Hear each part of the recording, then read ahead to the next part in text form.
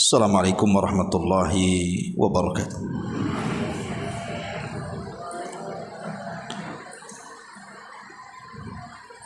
Alhamdulillah wassalatu wassalamu ala Rasulillah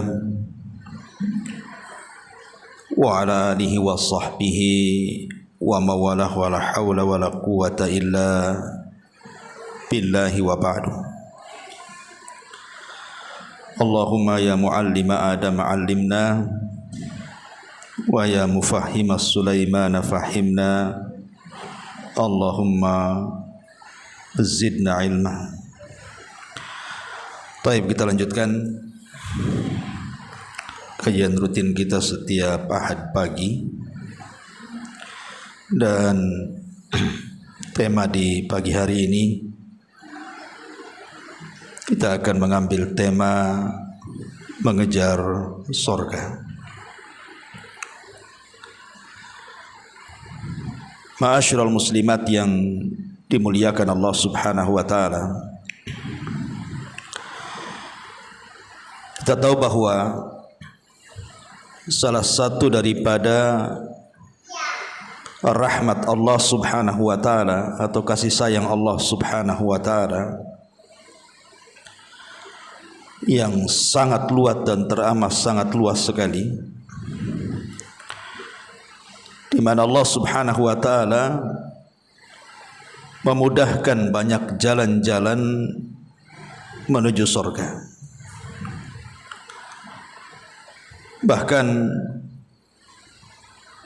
syariat yang Allah Subhanahu wa taala berikan kepada umat Islam lebih mudah dibandingkan syariat yang diberikan kepada umat-umat sebelum Islam. Dari sini kita tahu bahwa syariat Islam memudahkan orang untuk masuk ke dalam surga, berbeda dengan syariat-syariat sebelumnya yang terkadang perlu dengan kepenatan, kesulitan, rintangan dan begitu seterusnya. Dari sini Allah Subhanahu wa taala mengatakan, ma yuridullahu liyaj'ala 'alaikum min haraj. Allah tidak menghendaki kalian mendapatkan kesulitan. Makanya Rasulullah SAW mengatakan, innad dina yusrun walan yushaddad din ahadun illa ghalaba.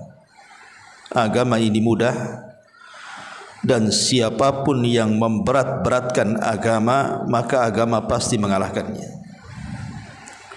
Makanya sering kita dapat di dalam Al-Quran, fattaqullaha mastata'tum, bertakwalah semampu kalian. Kita tahu bahwa orang-orang yang masuk ke dalam surga itu ada 4 penyebab. Ada yang Allah Subhanahu wa taala catat memang orang-orang itu dipastikan masuk surga tanpa hisab dan azab. Seperti ketika Nabi SAW bicara tentang 70.000 orang dari umatnya yang masuk surga tanpa hisab dan azab. Artinya orang itu keluar dari kubur saja direct masuk surga. Tidak ada proses apapun di situ. Kemudian yang kedua, ada yang menyebabkan orang masuk surga itu karena syafaat. Dan syafaat itu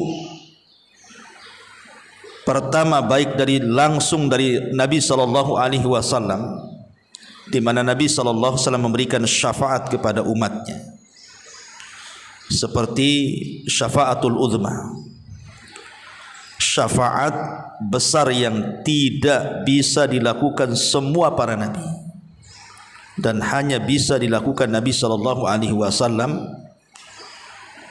Karena banyak hal, salah satunya ketika Allah Subhanahu wa taala memberikan kepada setiap nabi dan rasul doa mustajab, semua para nabi dan rasul mengeluarkan doa pamungkas mereka di dunia. kecuali Nabi SAW tidak mengeluarkan doa tersebut di dunia karena ingin menyimpan di akhirat untuk sebuah tujuan besar. Maksud tujuan besar di sini adalah syafaatul uzma, syafaat yang sangat besar yang merupakan kekhususan Nabi SAW. Jadi ada orang yang masuk surga karena syafaat Nabi. Atau yang ketiga, syafaat dari orang-orang selain daripada Nabi, seperti para ulama, para syuhada, para malaikat, syafaat orang-orang saleh, syafaat anak kepada orang tuanya, dan begitu seterusnya. Ataupun syafaat dengan amal-amalnya, seperti bacaan Al-Quran, berpuasa, dan lain sebagainya. Kemudian yang keempat dan yang terakhir, kalau memang tidak ada lagi syafaat yang bisa menolong orang itu dimasukkan ke dalam sorga, masih ada kesempatan yang tersisa. Apa itu? Bi rahmatillahi azza wa jalla. Karena kasih sayang Allah atau rahmat Allah, yang dengan rahmatnya itulah manusia dimasukkan ke dalam sorga. Inilah 4 perkara penyebab di akhirat orang itu masuk ke dalam sorga. Taib, ma'asyiral muslimat yang dimuliakan Allah Subhanahu wa ta'ala, kalau kita lihat sejarah, tidak ada manusia yang paling tinggi cita-citanya ingin masuk ke dalam sorga melebihi Rasul dan para sahabatnya. Makanya wajar kalau mereka dijadikan contoh. Dalam surah At-Taubah Allah mengatakan, as-sabiqunal awwalun minal muhajirin wal ansar walladzina tabauhum bi ihsanin radhiyallahu anhum wa radu'an. Orang-orang yang mula-mula dalam Islam dan orang yang pertama-tama masuk Islam adalah orang-orang muhajirin, kemudian disusul ansar, dan orang-orang yang mengikuti mereka dengan baik, termasuk para tabi'in, tabi'ut tabi'in, atba' tabi'ut tabi'in, sampai kepada kita. Kalau kita mengikuti muhajirin dan ansar dengan baik, maka Allah katakan radhiyallahu anhum wa radu'an. Maka Allah akan redha kepada mereka dan mereka pun akan redha kepada Allah Subhanahu wa ta'ala, dan Allah siapkan surga baginya. Di antara contoh-contoh bagaimana uluwul himmah. Uluwul himmah itu semangatnya para sahabat untuk meraih surga. Contoh dalam perang Tabuk. Perang Tabuk ini yang dilawan itu bukan pasukan biasa, tapi tentara Romawi. Dan tentara Romawi kala itu terkenal kekuatan tentaranya karena memang negara adidaya. Sehingga Nabi SAW ada kekhawatiran manusiawi yang dihadapi kuat, ada kekhawatiran kalah. Sementara pasukan yang terlibat itu kekurangan dana untuk membiayai perang. Karena perang melawan Romawi di Tabuk itu kan perlu kuda-kuda yang terlatih, perlu senjata, dan begitu seterusnya. Sementara orang-orang yang ingin jihad ini banyak sekali, tapi mereka tidak punya peralatan jihad. Makanya Nabi SAW berusaha untuk berkhutbah, membuka cakrawala atau hati manusia supaya berinfak untuk mendanai jihad. Maka tiba-tiba kemudian ada seorang sahabat Ansar pulang ke rumahnya, kemudian mengambil sekantong uang, kemudian langsung kembali dan diserahkan kepada Rasul di hadapan semua para sahabatnya. Rupanya apa yang dilakukan sahabat ini ditiru para sahabat yang lainnya. Mereka pun pulang ke rumah masing-masing, mengambil barang-barang yang berharga, kemudian ditumpukan di hadapan Nabi. Dari sini Nabi SAW mengatakan, man sanna sunnatan hasanatan falahu ajruha wa ajru man amila ba'daha la yanqusu min ujurihim syai'ah. Siapapun yang berikan contoh yang baik diikuti orang, maka dia dapat pahala dan pahala orang yang mengikutinya tanpa mengurangi pahala mereka sedikit pun. Lihat bagaimana para sahabat ketika diberikan contoh, semua mencontohnya karena itu kebaikan. Sampai-sampai Nabi SAW ketika itu bersabda, man jahaja jaishal usrati falahul jannah. Siapa yang mampu mendanai tentara yang mengalami kesulitan ini, maka kupastikan dan kujamin dia masuk surga. Maka ketika itu Utsman ibn Affan radhiyallahu an bergegas. Beliau pun mempersiapkan banyak unta dengan lengkap perbekalan di atasnya. Ada yang mengatakan 300 unta disiapkan oleh Utsman ibn Affan, seolah-olah Tabuk itu milik Utsman ibn Affan radhiyallahu an. Dari sini kita tahu bagaimana semangat para sahabat bersedekah, karena tahu bahwa itu yang bisa memasukkan mereka ke dalam surga. Sampai Anas bin Malik radhiyallahu an menceritakan tentang kisah perselisihan anak yatim dengan seorang sahabat. Jadi ada seseorang sahabat itu punya lahan, kemudian ada anak yatim mencaplok lahan dia untuk tempat tinggalnya. Ini saling mengklaim nih, anak yatim mengatakan ini tanahnya, sahabat ini mengatakan bukan, ini tanah saya. Akhirnya kemudian setelah diputuskan, rupanya memang itu tanah sahabat ini. Maka ada Nabi SAW berusaha mendatangi sahabat ini dan meminta untuk disedekahkan sebagian kecil lahannya supaya dia bisa tinggal di situ. Tapi sahabat ini tak mau, karena itu tanah dia. Kemudian Nabi SAW sampai menjanjikan, kalau engkau kasih tanah yang sepetak kecil itu dan di situ ada pohon kurmanya, maka Allah ganti kurmanya dengan kurma di surga. Allah ganti pokok kurmanya itu dengan pokok kurma di surga. Tetap sahabat ini tak mau. Sampai akhirnya ada seorang sahabat namanya Abu Dahda. Abu Dahda radhiyallahu anhu. Abu Dahda mendengar bahwa Nabi SAW mengatakan kepada pemilik kebun itu, kalau dia berikan sepetak tanah yang ada pohon kurma itu, maka akan diganti pohon kurmanya dengan pohon kurma di sorga. Langsung dia datang kepada Rasul memastikan kabar itu.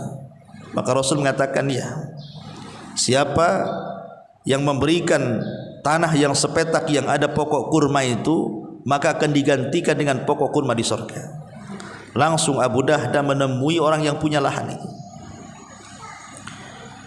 Kemudian diajak barter dan mengatakan, ya fulan, aku punya lahan lebih strategis daripada lahanmu, daripada kebunmu ini. Kebunku lebih strategis, tentu lebih mahal harganya. Bagaimana kalau seandainya ku tukar? Mungkin kalau di sini nih tanah di Puskopkar satu dengan tanah di Nagoya sana kan. Gimana kalau ku tukar? Ya senang saja lah ditukar karena barang tukarannya lebih mahal. Itu dari segi dunia kan. Dia tidak berpikir akhirat masalahnya. Ketika sudah deal-dealan, sudah oke, akhirnya kemudian Abu Dahda pun datang kepada Rasul dan mengatakan, ya Rasulullah, aku sudah beli lahan itu dengan cara barter. Aku infakkan untuk anak yatim itu. Maka Nabi SAW mengatakan, rabihal bai'u, rabihal bai'u, jualanmu atau perniagaanmu sungguh sangat menguntungkan. Lihat bagaimana para sahabat Nabi SAW otaknya itu hanya terpikir surga saja. Karena barter lahan yang strategis yang harga mahal ini kan tidak semua orang bisa. Kalau bukan karena keimanan yang kuat kepada surga, tidak mungkin dilakukan. Hanya orang-orang yang kuat imannya dengan surga lah yang bisa mengorbankan apa yang ada pada dirinya kan. Dan itulah yang dilakukan para sahabat Nabi SAW. Luar biasa. Ma'asyiral muslimat yang dimuliakan Allah Azza wa Jalla. Atau contoh yang lain, pernah saya ceritakan tentang kisah Rabi'ah ibnu Ka'ab kan. Rabi'ah ibnu Ka'ab, anak kecil yang belum balik itu, yang suka menolong Nabi. Jadi Rabi'ah ibn Ka'ab ini betul-betul dia sehari-harinya walaupun belum balik itu membantu kebutuhan dan hajatnya Nabi SAW. Seperti menyediakan air untuk mandi, untuk wudu, baik siang ataupun malam. Terkadang di malam hari kalau seandainya Rasul sudah masuk rumah, dia tidak langsung pergi, tapi dia menunggu depan pintu rumahnya itu. Takut Rasul keluar lagi berpesan sesuatu. Kalau sudah lama terkantuk-kantuk dia menunggu depan rumah itu, baru dia tidur. Dikhawatirkan Rasul berhajat sesuatu kemudian keluar lagi, nanti cari dia nggak ada kan gitu. Sampai seperti itu Rabi'ah ini Ibn Ka'ab al-Aslami radhiyallahu anhu. Padahal anak kecil tuh. Jadi Nabi SAW melihat semangatnya Rabi'ah Ibn Ka'ab al-Aslami ini, Nabi ingin memberikan imbalan. Karena Nabi itu tidak pernah melupakan kebaikan orang. Dipanggillah satu hari Rabi'ah ibn Ka'ab al-Aslami ini dan mengatakan, "Ya Rabi'ah, salini ma syi'ta. Salini ma syi'ta." Wahai Rabi'ah, karena engkau sudah banyak membantuku, kata Rasul, mintalah sesukamu kepadaku, aku akan berusaha memberinya. Mintalah sesukamu. Kemudian Rabi'ah terdiam. Tadinya dia ingin meminta sesuatu dari dunia, tapi terpikir bahwa dunia ini sesuatu yang fana. Dunia ini sesuatu yang mudah hilang. Dan dia yakin bahwa rizki dia sudah diatur oleh Allah Subhanahu wa ta'ala, sehingga tidak jadi dia minta itu. Yang diminta justru luar biasa anak kecil ini. Dan dia mengatakan kepada Nabi SAW, "Ya Rasulullah, uridu murafaqatuka fil jannah." Rasul, kalau boleh, kata Rabi'ah ibn Ka'ab al-Aslami ini, aku hanya minta jadikan aku temanmu di surga. Anak kecil ya, minta untuk menjadi teman Nabi SAW di surga. Coba bu, anak-anak ibu yang usia 10, 11, 12 tahun minta nak sesuatu, kira-kira apa yang diminta? Yang pertama handphone, pasti itu. Nggak ada yang lain. Saya minta handphone aja kan itu. Karena anak sekarang sudah gila handphone, itu aja dipikirkan biar bisa main game, nengok YouTube dan begitu seterusnya. Tapi lihat anak kecil di zaman Nabi, bagaimana memang orang tua mereka sudah mengajarkan ulul himmah, semangat yang kuat untuk mengejar sorga sedemikian rupa. Akhirnya Nabi SAW mengatakan kepada Rabi'ah ini, "Ya Rabi'ah, baik," katanya, "tapi tolong agar Allah mengabulkan cita-citamu menjadi temanku di sorga, fa'inni ala nafsika bi kathratis sujud," kata Rasul. Maka bantulah aku supaya keinginanmu tercapai dengan cara perbanyak sujud. Maksudnya perbanyak solat. Maka Rabi'ah setelah mendengar wejangan Nabi SAW dan Rasul menjanjikan dia teman Rasul di sorga dengan cara memperbanyak solat, sejak saat itu Rabi'ah tidak pernah meninggalkan qiyamul lail sampai dia wafat ya, karena ingin mengejar cita-citanya menjadi teman Nabi SAW di sorga. Begitu para sahabat ya. Ma'asyiral muslimat yang dimuliakan Allah Subhanahu wa ta'ala. Bahkan Anas bin Malik radhiyallahu anhu juga menceritakan pada peperangan ketika perang Badar.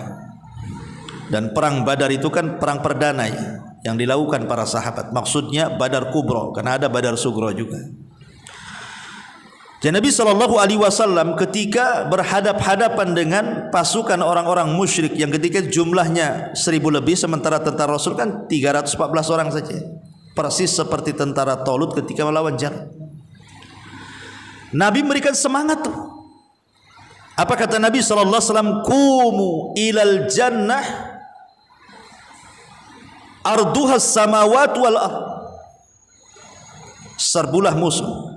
Di hadapan kalian terbentang sorga seluas langit dan bumi.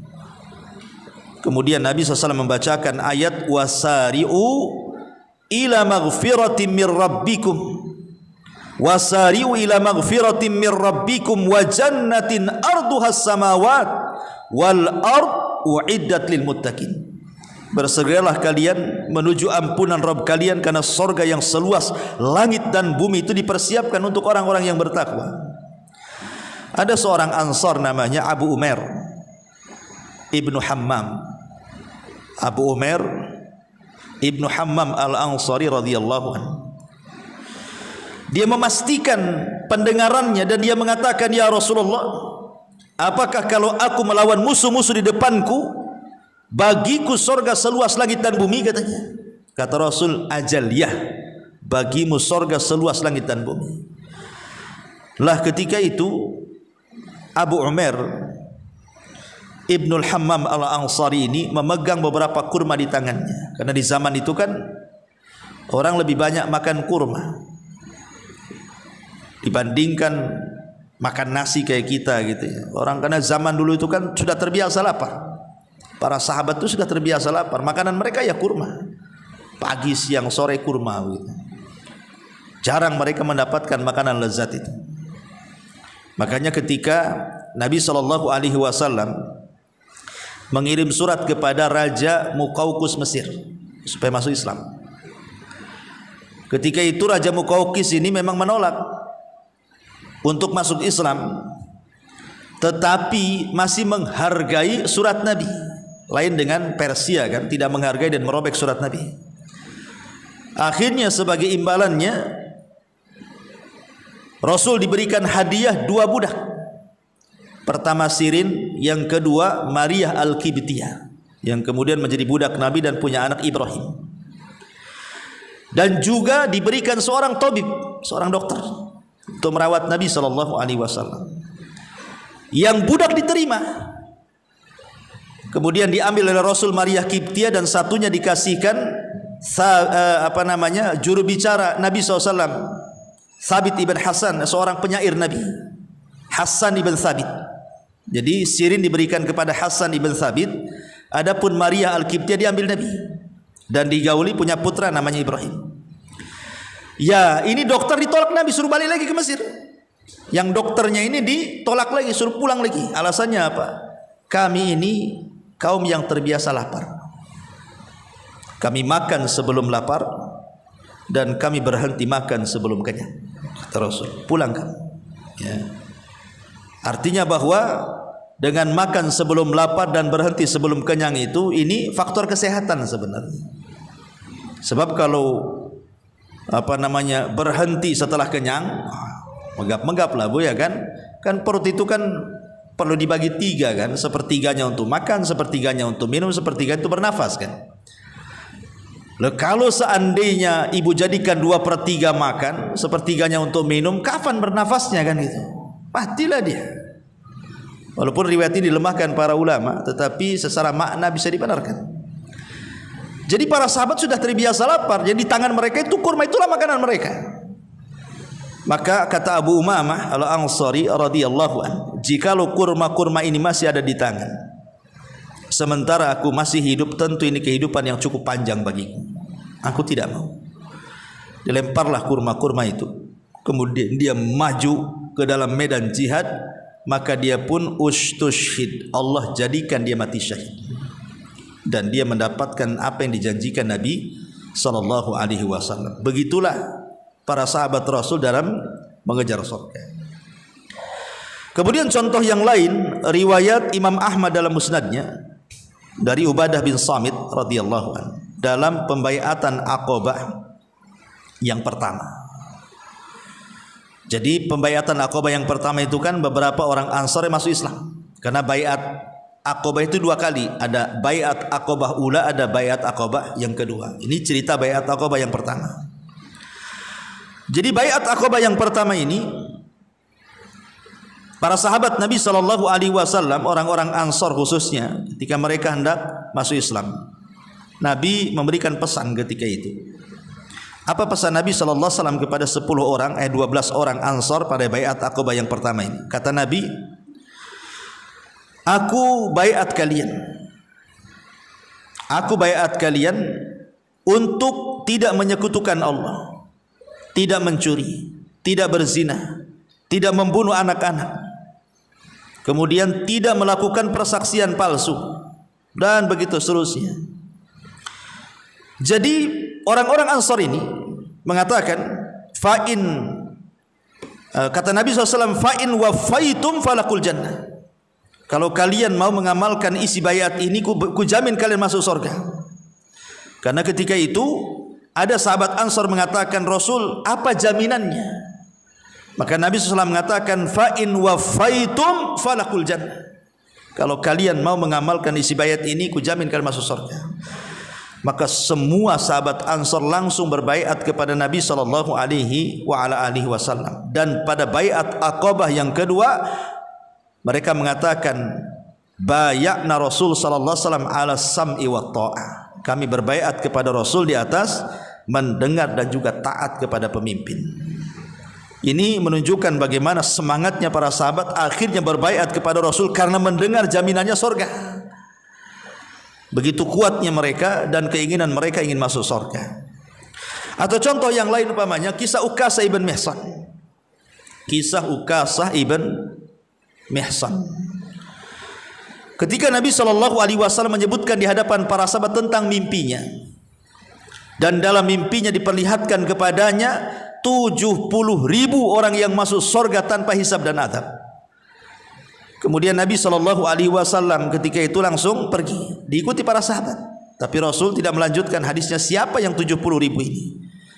Sampai ketika kemudian sahabat sudah ramai di luar, maka Nabi SAW keluar dan menyebutkan ciri-ciri 70.000 itu. Kemudian Rasul mengatakan, alladzina la yastarkun, orang yang tidak minta ruqyah, wala yaqtaun, orang yang tidak minta diobati dengan cara besi dipanaskan atau kai. Kemudian wala yatatayyarun, dan orang yang tidak tatayyur, menjadikan apa yang dimimpikan, yang dilihat, yang didengar itu menentukan sial dan untungnya nasib. Wa ala rabbihim yatawakkalun, dan bertawakal kepada Allah Azza wa Jalla. Kemudian Nabi tidak menyebutkan orangnya, hanya menyebutkan sifatnya saja kan. Artinya 70.000 itu bisa para sahabat, bisa di bawah para sahabat, bisa juga kita, asal masuk pada 4 sifat itu. Akhirnya kemudian sahabat ini karena mendengar bahwa mereka akan masuk surga tanpa hisab dan azab, lah Ukasah bin Mihsan ini langsung berdiri. Lihat bagaimana himmah mereka ingin masuk surga, dan mengatakan, ya Rasulullah, jadikan aku dari 70.000 itu. Maka Nabi SAW mengatakan, anta minhum, kalau begitu engkau termasuk yang 70.000 itu. Ketika Rasul mengabulkan permintaan Ukasah bin Mihsan, semua para sahabat berdiri mengatakan, Rasul, kami juga, katanya. Tapi Rasul mengatakan, sabaqakum biha Ukasah, oh tidak bisa, Ukasah sudah mendahului kalian semua, katanya. Tapi lihat para sahabat Nabi SAW semangat gitu ya, mendengar Ukasah didoakan Rasul, mereka juga ingin sama dengan Ukasah masuk surga tanpa hisab dan adab. Dan ini menunjukkan himmah aliyah namanya. Ini semangat tinggi yang ditujukan para sahabat untuk mengejar surga. Bahkan pernah saya ceritakan kepada ibu kisah Amr ibn Jamuh kan. Amr ibn Jamuh yang berkawan dengan Abdullah ibn Haram itu, ayahanda Jabir bin Abdullah radhiyallahu anhu. Amr ibn Jamuh kan pincang orangnya, sudah tua pincang lagi, tidak bisa jalan, susah jalannya, orang pincang kan susah jalan. Ketika kemudian Rasulullah SAW mempersiapkan pasukan hendak berangkat ke Uhud, Amr ibn Jamuh ini datang kepada Nabi SAW untuk dilibatkan dalam jihad. Mendengar anak-anaknya enggak setuju, datang kepada Rasul dan mengatakan, Rasul, bukankah orang pincang itu ada rukhsah tidak ikut jihad? Kata Rasul, ya. Kemudian anak-anak mengatakan, lihat ayahku, lihat Nabi SAW berikan ruh seorang pincang itu, tidak wajib jihad, tidak usahlah kau jihad, urus saja anak-anakmu. Maka kemudian Amr ibn Jamuh ini marah kepada anak-anaknya. Kemudian dia bersumpah kepada Allah Subhanahu wa taala ingin menginjakkan kedua kakinya di sorga. Enggak apa-apa aku pincang, tapi aku berharap dengan jihadku ini aku bisa meletakkan kedua kakiku di sorga. Kemudian anaknya terus mendesak agar bapaknya jangan ikut perang. Tapi karena keinginannya kuat, apalagi saudaranya, kawan setianya itu Abdullah ibn Haram ikut jihad juga, pada sama-sama sudah tua dan punya cacat juga. Dia pun tidak bisa dihentikan. Akhirnya dia pun ikut dalam jihad. Rupanya dia orang yang nomor 2 mati syahid. Pertama Abdullah ibn Haram mati syahid, kemudian yang kedua disusul oleh Amr ibn Jamuh. Subhanallah, ya. Pada sudah tua tuh tidak bisa jalan, tapi ingin jihad. Sama dengan kisah Abdullah ibn Haram kan, dia kan punya 9 anak wanita sebagai masih kecil-kecil. Sementara ibunya sudah meninggal, artinya kan dia kepala rumah tangga plus jadi ibu mereka. Dia punya anak laki-laki cuma 1, Jabir bin Abdullah, lebihnya itu perempuan. Jadi Abdullah ibn Haram ini datang kemudian daftar ingin berjihad kepada Nabi SAW dalam perang Uhud sama dengan Amr ibn Jamuh. Oh, Jabir ketika itu minta kepada Rasul, gagalkan saja. Dia sudah tua, ada cacat, sakit lagi. Ya. Bukankah ada rukhsah bagi bapak aku? Kata Rasul, iya. Tapi kemudian ayahnya ketika nasihati Jabir malah dan mengatakan, ya Jabir, laulal jannah la afartuka iya. Kalau seandainya bukan karena sorga, sudah kugantikan posisiku. Tapi ini masalahnya sorga, aku nggak mau katanya. Makanya kemudian dia pun masuk dalam medan tempur dan dia sudah merasakan dia akan wafat. Maka dialah orang yang pertama mati syahid. Lah saat kemudian sudah selesai perang nih, maka Nabi SAW menggali lubang, kemudian menyuruh menggali lubang dan memasukkan Abdullah ibn Haram dengan Amr ibn Jamuh dalam satu lubang. Kemudian Nabi SAW berikan alasan, karena ketika keduanya hidup, dua-duanya kawan baik dalam beribadah kepada Allah, ngaji berdua, baca Quran berdua, solat malam berdua, dan begitu seterusnya. Maka kata Rasulullah, masukkan jasad 2 orang ini dalam satu lubang. Lihat bagaimana Amr ibn Jamuh dan juga Jabir ibn Abdullah radhiyallahu an semangatnya mereka mengejar surga. Taib. Tentu kita bukan para sahabat. Kita bukan para sahabat Nabi SAW yang punya semangat setinggi itu. Tetapi minimalnya walaupun kita tidak selevel para sahabat dan tidak mungkin selevel dengan mereka, minimalnya kita bisa meniru mereka lah.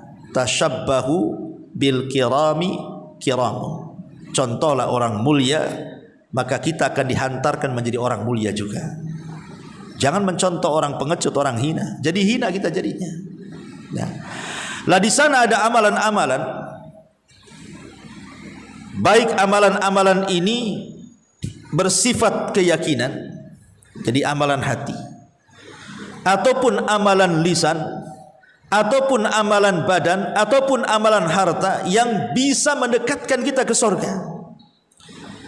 Karena Nabi SAW itu ketika menyampaikan Islam, Islam ini sempurna luar biasa.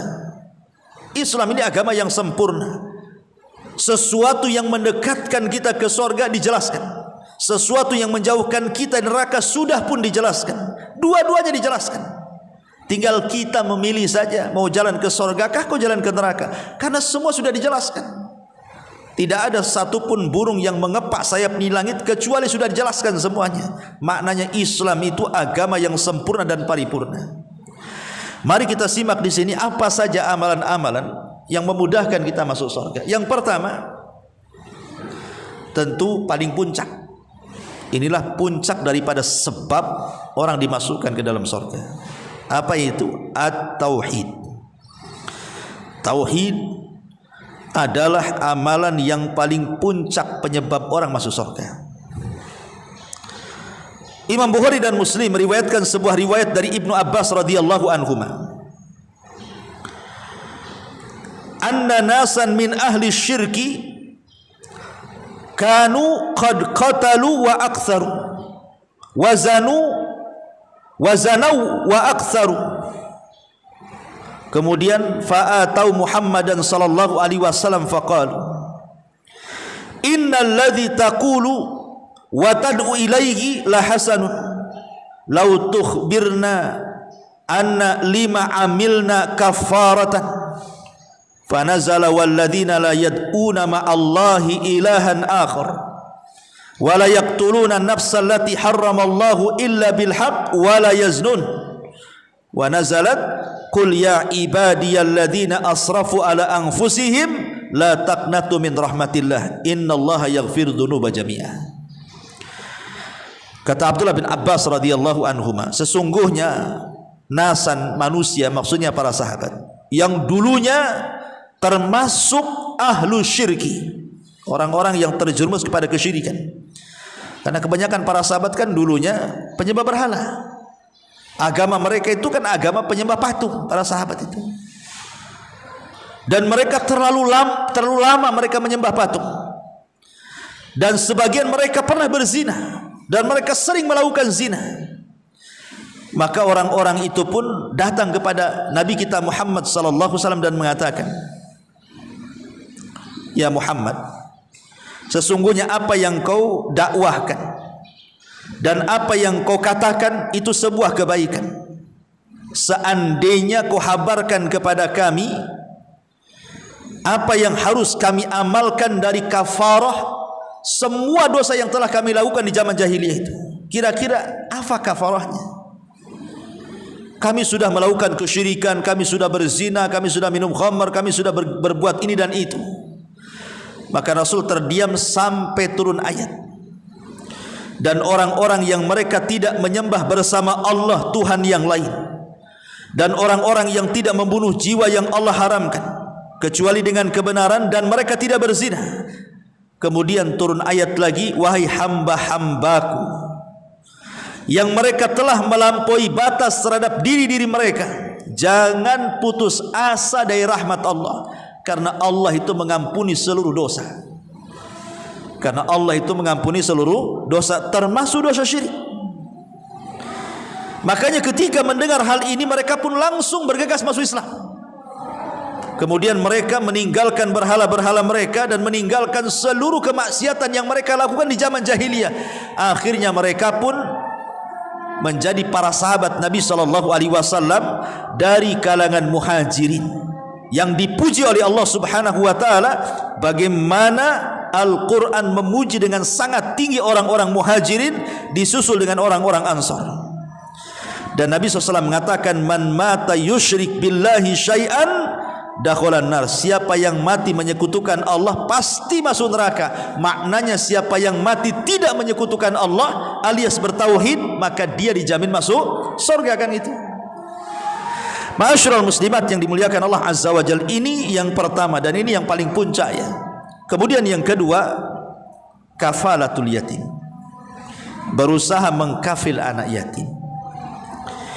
Kata Nabi sallallahu alaihi wasallam, ana wa kafilul yatim fil jannati hakadha, wa asyara bisababati wal wusta wa farraja bainahuma. Saya dan pengkafil anak yatim itu di sorga. Kemudian Rasul mengisyaratkan dengan dua jarinya seperti ini, ya. Kemudian merenggangkan sedikit. Aku dan pengkafil anak yatim seperti ini loh di sorga, kata Rasul.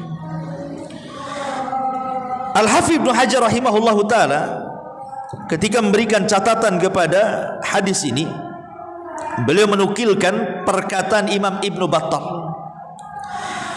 Apa kata Imam Ibnu Battal ini? Haqqun 'ala man sami'a hadzal hadis an ya'mala bihi liyakuna rafiqan Nabi sallallahu alaihi wasallam fil jannah wala manzilatan fil akhirati afdal min dzalik. Kata Ibnu Battal, siapapun yang mendengar hadis ini dibaca, maka sudah seharusnya dia berusaha mengamalkan hadis ini supaya menjadi teman Nabi di sorga. Dan tidak ada kedudukan yang paling tinggi di sorga melebihi menjadi teman Nabi sallallahu alaihi wasallam di sorga.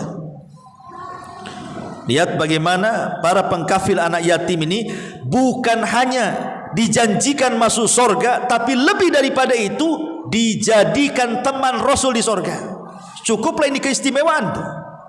Kalau dimasukkan ke dalam surga saja itu sebenarnya sudah cukup kan. Tetapi lebih daripada itu dijadikan teman di surga. Sampai-sampai Rasul mengatakan, mengisyaratkan 2 jari lagi. Nah, ini keistimewaan yang luar biasa ini, mengkafil anak yatim ini. Ma'asyiral muslimat yang dimuliakan Allah Subhanahu wa taala.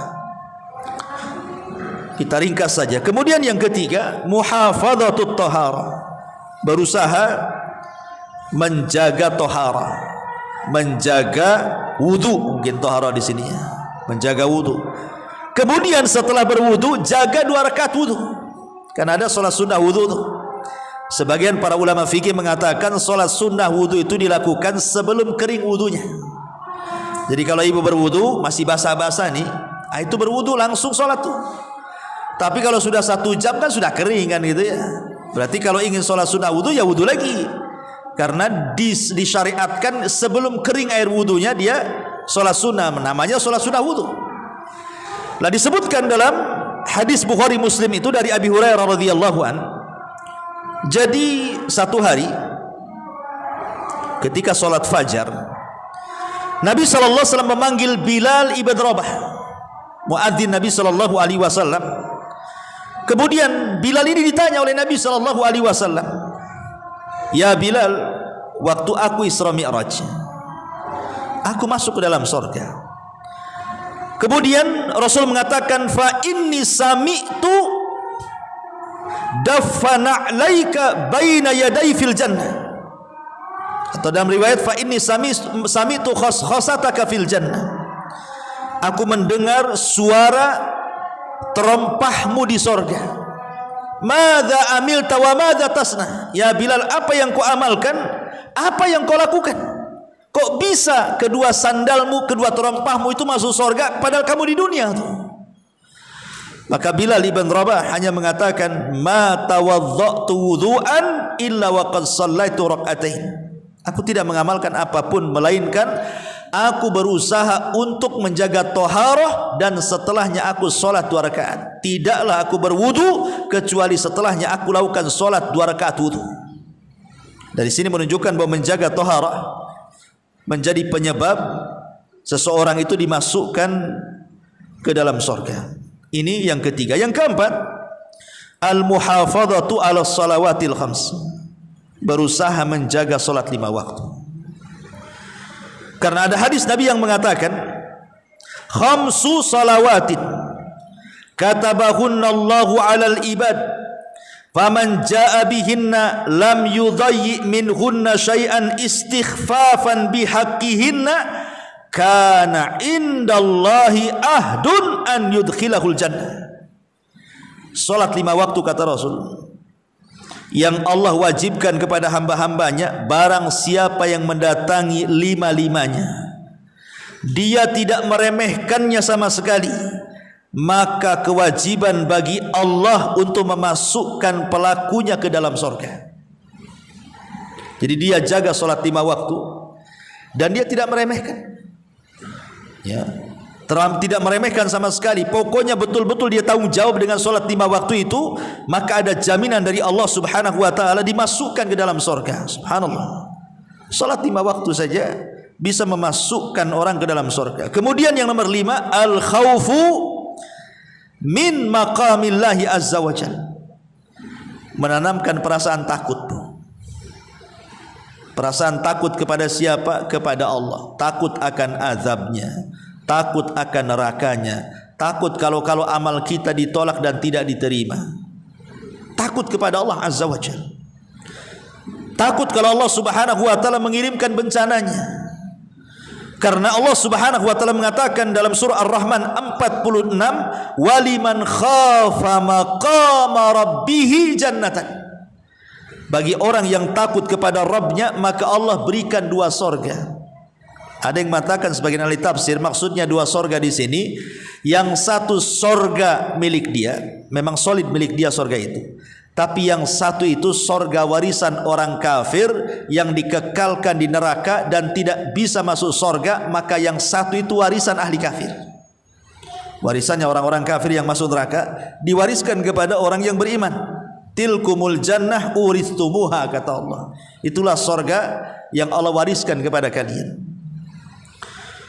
Makanya Rasul mengatakan ainani, dua mata, kata Rasul, lam tamussahuman nar, tidak mungkin disentuh api neraka.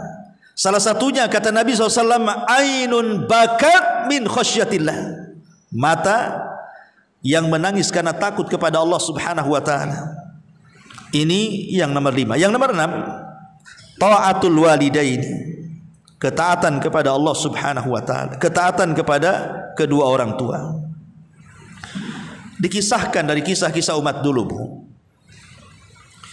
Jadi Nabi Musa alaihi salatu wassalam, dia bertanya kepada Rabbnya tentang seorang hamba yang Allah tetapkan kepada hamba tersebut akan menjadi teman Nabi Musa di sorga. Jadi Allah mengatakan, ya Musa, nanti ada seorang hambaku yang akan jadi temanmu di sorga. Jadi Musa ini bertanya kepada Allah, ya Allah, bisa enggak kau perlihatkan orang tersebut, kenapa dia akan jadi temanku di sorga? Maka Allah Subhanahu wa ta'ala memperlihatkan Nabi Musa, memperjumpakan dengan orang itu. Setelah dijumpakan dengan orang itu, maka Nabi Musa alaihi salatu wassalam mengikuti orang itu. Kemana perginya orang itu? Apa aktivitasnya? Apa perbuatannya? Jadi setelah diintai beberapa waktu, rupanya orang tersebut selalu masuk ke dalam gua membawa makanan. Selalu masuk keluar masuk gua membawa makanan. Jadi satu hari Nabi Musa alaihi salatu wassalam coba memergoki orang itu ketika masuk ke dalam sorga, kemudian keluar, ada apa di dalam goa itu? Kenapa dia bolak-balik masuk goa itu? Rupanya setelah kemudian dia bertanya, apa yang ada di gua itu? Siapa yang ada di gua? Kenapa kau bolak-balik ngantar makanan ke dalam gua itu? Rupanya dalam gua itu adalah ibunya anak muda ini. Kemudian dia mengatakan kepada Nabi Musa, aku setiap hari yang menyuapinya, yang memberi minum. Pokoknya apa yang dihajatkan ibuku, aku pasti akan melakukannya selama aku bisa melakukannya. Akhirnya kemudian Nabi Musa alaihi salatu wassalam mengatakan, Allahumma Musa mengatakan, bagaimana bisa kau akan menjadi temanku di sorga? Jadi setelah Nabi Musa tahu bahwa orang ini birrul walidain, bagaimana bisa Allah takdirkan kau akan menjadi temanku di sorga hanya karena engkau memberi makan orang tuamu? Maka kemudian anak muda ini mengatakan, ya, karena setiap aku memberi makan dan minum orang tuaku selalu berdoa kepada Allah dan mengatakan, Allahumma ij'al ibni hadza rafiqa Musa ibn Imran. Ya Allah, kata orang tuanya ini, kata ibundanya ini, jadikan anakku yang sudah berbuat baik kepada aku menjadi teman baiknya Nabi Musa ibn Imran di surga. Selalu seperti itu. Jadi setelah dia memberi makan, memberi minum, berkhidmat kepada orang tuanya, itu yang dibaca ibunya, ya Allah, jadikan anakku ini teman Nabi Musa. Ya Allah, jadikan anakku teman Nabi Musa. Rupanya panjatan dua ibu ini melesat ke langit dan Allah Subhanahu wa ta'ala mendengarkannya. Makanya Allah mengatakan kepada Musa, ya Musa, ada di antara hambaku yang akan menjadi temanmu di surga. Rupanya karena sebab doa orang tua, dan orang tua tidak mungkin berdoa seperti itu kecuali karena kebaikan anaknya kepadanya, kan. Dari sini menunjukkan bahwa ta'atul walidain, ketaatan kepada orang tua itu adalah satu di antara penyebab terbesar orang masuk ke dalam surga. Kemudian yang bertujuh, al-iktsar min dzikrillahi azza wajalla, memperbanyak zikir kepada Allah Subhanahu wa ta'ala. Nabi mengatakan sabaqa al-mufridun, ada yang mengatakan mufarridun, telah mendahului kita al-mufarridun. Maksudnya mendahului kita ke mana? Masuk surga. Qalu, sahabat bertanya, wamal mufridun atau wamal mufarridun ya Rasulullah? Qala adz-dzakiruna Allaha katsira wadz-dzakirat. Siapakah orang-orang mufaridun itu, wahai Rasul? Maka Nabi mengatakan mereka adalah laki-laki dan wanita yang banyak berzikir. Lihat, kalau seandainya nih ibu berdua boncengan naik motor ke sini, yang nyetir sambil menyetir dia membaca subhanallah walhamdulillah wala ilaha illallah wa akbar, atau subhanallah bihamdi subhanallahil azim, atau zikir apalah ya. Ini yang dibonceng ya diam-diam saja, nengok kiri, nengok kanan, nengok macam-macam gitu ya. Lisannya diam saja. Maka Rasul mengatakan sabaqal mufarridun. Maka orang-orang yang berzikir ini akan mendahului temannya masuk dalam surga. Mungkin dari sekian ibu-ibu yang hadir di sini kan ada yang ahli zikir. Lah itulah yang akan mendahului ibu-ibu yang lainnya masuk dalam surga, kata Rasul. Sabaqal mufarridun.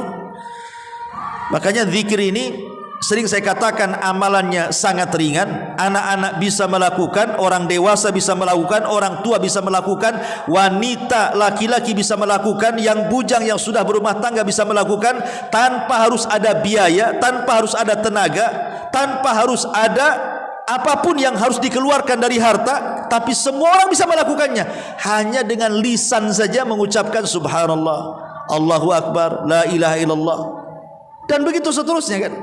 Tapi lihat bagaimana Nabi mengatakan ala unabbiukum bi khairim min a'malikum.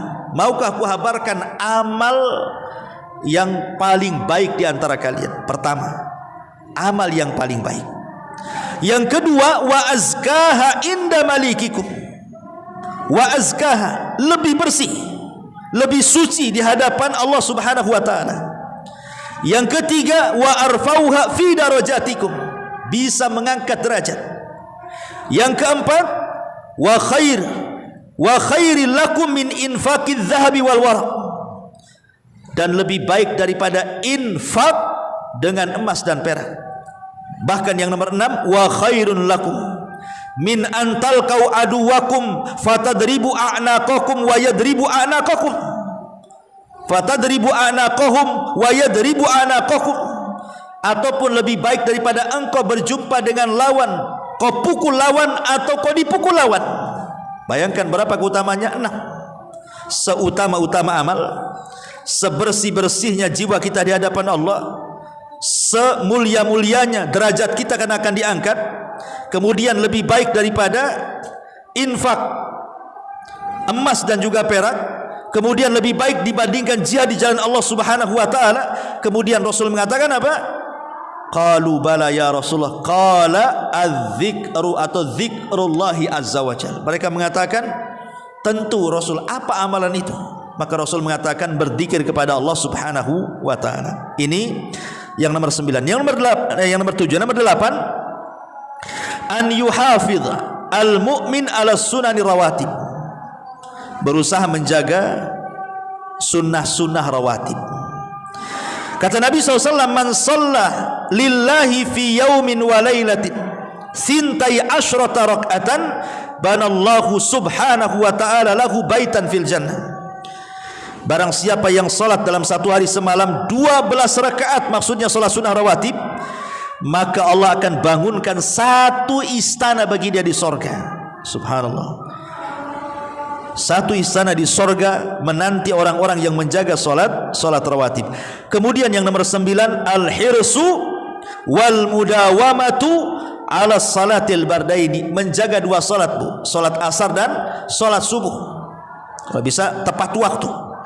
Kata Nabi SAW, man shallal baradaini dakhulal jannah, siapa yang salat 2 waktu subuh dan asar dijamin masuk surga. Kemudian yang nomor 10, qiraah ayatil kursi. Berusaha untuk tidak meninggalkan membaca ayat kursi selepas salat wajib. Kata Nabi SAW, man qara'a ayatal kursi dubura kulli salatin maktubatin lam yamna'hu min dukhulil jannah ilal maut. Siapa yang merajinkan membaca ayat kursi setiap selesai salat wajib, maka tidak ada yang mencegah dia untuk masuk ke dalam surga. Kemudian yang nomor 11, imtithal al-akhlaqil hasanah. Berusaha untuk menghiasi diri kita dengan akhlak yang baik. Karena Nabi SAW mengatakan, ma min syai'in athqal fil mizanil mu'min yaumal qiyamah min husnil khuluq. Tidak ada sesuatu yang memberatkan timbangan seorang mukmin pada hari kiamat dibandingkan orang yang baik akhlaknya. Baik akhlaknya itu akan memberatkan timbangan, dan memberatkan timbangan modal besar masuk ke dalam surga. Bahkan di sorga itu ada satu rumah yang paling tinggi diletakkan bagi orang-orang yang baik akhlaknya. Kemudian yang nomor 12, adaul hajjil mabrur lillahi azza wa jalla. Kalau memungkinkan ibu punya dana haji, dan setelah haji jadi orang baik. Karena Rasul mengatakan al-hajjul mabrur laisa lahul jaza indallahi ilal jannah. Haji yang baik tidak ada balasan yang pantas kecuali sorga. Kemudian yang nomor 13, imatatul adza anit tariq, berusaha untuk menghilangkan sesuatu yang bisa seseorang itu membahayakan di jalan. Pamannya ibu pulang dari sini kok ada paku, ada beling, ada batu besar nih. Kalau orang jalan bahaya, kalau orang naik motor bisa terguling, dan begitu seterusnya. Atau mungkin ibu lihat ada jalan kok bolong-bolong itu ya, bilang sama suaminya, bang ayo kita beli semen satu sak, kemudian pasir satu gerobak, kita isilah lubang-lubang itu ya. Atau mungkin dengan cara apa? Dengan cara ada pohon-pohon yang ditanam pemerintah, bukan tanam pribadi ya. Mungkin dahannya itu sudah ke jalan tuh. Nih kalau ada mobil, ada truk, ada motor nih bahaya nih kan gitu. Kemudian ibu potong ya supaya tidak membahayakan. Maka kata Nabi SAW dalam sebuah hadis, dari hadis Abi Hurairah radhiyallahu an, laqad ra'aitu, kata Rasul, sungguh aku melihat rajulan yataqallabu fil jannah fi syajaratin qata'aha min dhahri tariqi kanat tu'dhin nas. Kata Rasul, aku melihat di sorga itu kok ada orang itu kok banyak kali tempatnya, kadang di sini, kadang di sana, kadang di sini, kadang di sana. Allah kasih banyak tempat di sorga itu. Heran, kok ada orang-orang yang diberikan banyak tempat di sorga, kesana kemari gitu. Apa amalannya? Rupanya amalannya gara-gara dia memotong kayu pohon yang berada di jalan, karena kayu pohon itu bisa menyakiti manusia. Maka apapun yang bisa menyakiti manusia, kalau bisa dihindarkan. Jangan pula kita menjadi penyebab menyakiti manusia di jalan tuh. Seperti apa bu? Seperti ya polisi tengkurap itulah. Polisi tidur tuh. Kadang-kadang buat polisi tidur tuh mau landai masih enak nih. Dibuatnya lancip tinggi, coba bayangkan. Kalau mobil sedan yang mungkin ceper gitu ya, itu kadang-kadang kena pula ditergantung di polisi tidur itu ya. Ataupun motor mungkin dia nggak ada lampunya, mungkin rusak motornya kan, dia main ngebut saja tahu-tahu ada polisi tidur, gebrak aja dia tidur di situ. Bukan hanya polisinya tidur, saat naik motornya pun ikut tidur di situ, ketabrak kan. Jadi hal-hal yang jangan pula kita yang membuat orang itu celaka di situ ya. Ini juga, atau ibu mungkin naruh sampah di depan rumah yang harusnya mepet ke rumah, dimepetkan pula ke jalan kan. Akhirnya orang pun lewat di situ, baunya atau apa itu termasuk juga menyakiti orang.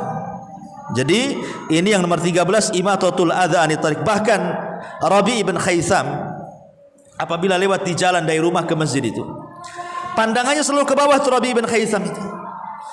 Rabi ibn Khaisam ini orang yang 40 tahun tidak pernah kehilangan takbiratul ihram bersama imam tuh. Luar biasa. Jadi kalau jalan dari rumah ke masjid itu pandangannya selalu ke bawah. Jadi nampak ada duri dibuang, nampak ada batu dibuang. Pokoknya apapun yang dilihat dan membahayakan manusia langsung dibuang. Kemudian dia mengatakan, ya Rabb, kalau amalanku membuang duri ini ada pahalanya, maka aku sedekahkan pahalaku untuk ibuku yang sudah meninggal. Kan enak ya. Kalau kita punya orang tua nih, mau sedekah tidak punya uang untuk orang tua, sedekah yang paling mudah kutip aja paku di jalan ya kan, kutip di jalan-jalan itu. Sejak kapan ibu jadi pemulung? Enggak, saya enggak pemulung, saya mulung dibuang lagi ya. Baik, kemudian yang nomor 14, at-ta'affuf an su'alin nas. Jangan sampai seseorang itu menjadi peminta-minta, jangan sampai ya. Karena sekarang ini banyak lembaga-lembaga yang mengatasnamakan panti asuhan kadang-kadang kan. Kadang-kadang anak-anak yatimnya itu disuruh ngemis pula, coba kan. Suruh bawa kotak kaleng ya ke rumah-rumah, kadang-kadang ditaruh di jalan raya, di tempat-tempat keramaian orang, disuruh masuk pasar, ditaruh di lampu merah. keliling ke rumah-rumah ngetok-ngetok gitu kan. Ini komersil namanya, tidak boleh kayak gitu. Ya. Kalau memang kita membuka lembaga seperti itu, pertama ikhlaskan niat karena Allah, Bu ya. Harus niat. Anda membangun lembaga itu karena siapa dan untuk siapa dan apa maksudnya? Ya. Karena ini kan ngopeni, bahasanya ngeramut anak orang kan gitu ya. Walaupun dia yatim kan punya keluarga, Bu. Bukan tidak punya keluarga, anak yatim itu punya keluarga, mungkin ada pamannya, ada, cuman kurang tanggung jawab, akhirnya terpaksa dititipkan ke kita. Itu amanah dari Allah kan. Seandainya ini yang punya lembaga ini, panti asuhan ini ikhlas karena Allah, dia akan jadi teman Rasul di surga. Karena dia mengkafil anak yatim kan. Ya, walaupun pamannya dia yang berusaha mencari dana ke orang-orang, bukan anak yatim ini suruh ke sana kemari, dia yang mencari. Ya. Kalau memang dia tidak sanggup meramut 10 orang, ya kurangi kan itu ya. Mungkin 5 orang saja, enggak sanggup 2 orang saja kan gitu. Enggak usah dipaksakan harus banyak-banyak masuk, akhirnya kemudian dikomersilkan. Ini tidak boleh. Bahkan haram hukumnya. Tidak boleh mengkomersilkan orang, disuruh duduk di lampu merah, keliling-keliling sama orang kaya, ngajari ngemis itu tidak boleh. Karena Islam itu melarang tidak boleh ngemis. Ngemis itu cuma boleh di 3 kondisi kan kata Rasul. Di 3 kondisi saja. 1, kalau dia miskin dan disaksikan orang-orang di sekitarnya yang amanah, memang dia miskin, tidak bisa bekerja, mungkin sudah tua, mungkin sudah janda, sudah tua, rentan, tidak bisa bekerja, dan orang-orang tahu dia miskin, ya terpaksalah dia harus hidup kan. Akhirnya minta-minta. Itu pun sekedar untuk mengganjal perutnya saja loh ya, bukan untuk kekayaan. Ya. Yang kedua, orang yang menolong orang membayarkan hutang, akhirnya dia bankrupt.